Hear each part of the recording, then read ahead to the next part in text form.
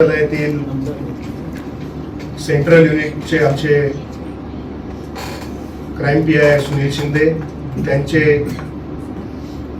सहाय्यक पोलीस आयुक्त श्रीयुत लांडगे साहेब, आमच्या एसीपी प्रेरणा कट्टे मॅडम यांनी त्यांना मिळालेल्या गोपनीय माहितीनुसार सलग 2 दिवस छापामारी केली।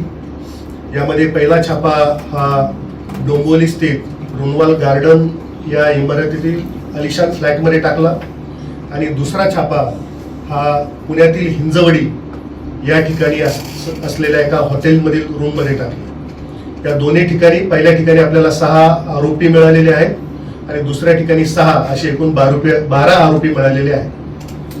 यांच्याकडे आपण तपास केला असता या 12 आरोपींकडून आतापर्यंत 52 मोबाईल, 7 लॅपटॉप, 99 डेबिट कार्ड्स, 64 बँकांचे पासबुक आणि एक टाटा सफारी या ठिकाणी जप्त करण्यात आली आहे।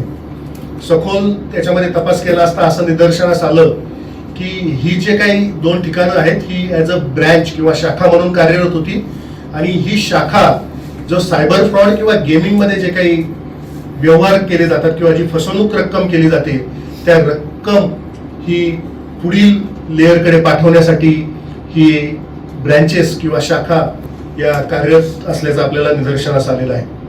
या तपासामध्ये आतापर्यंत 886 बँक अकाउंट्स याच्यामध्ये आपण शोधलेली आहेत आणि फ्रीज केलेली आहे।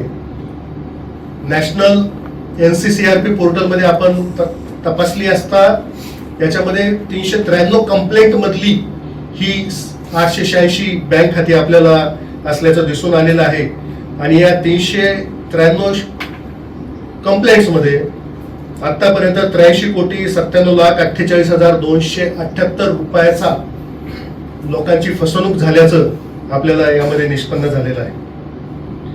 आतापर्यंतच्या तपासामध्ये एकूण 12 आरोपी या ठिकाणी ताब्यात घेतलेले आहेत।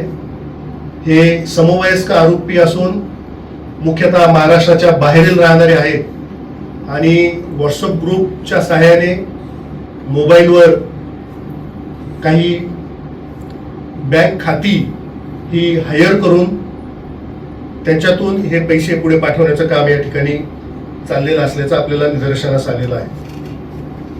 हा सर्व जो काही तपास आहे हा तपास माननीय पोलीस आयुक्त श्रीयुत मिलिंद भारंबे साहेब, सह पोलीस आयुक्त, अप्पर पोलीस आयुक्त यांच्या मार्गदर्शनाखाली आमच्या क्राईम ब्रँचने हा यशस्वीपणे केलेला आहे।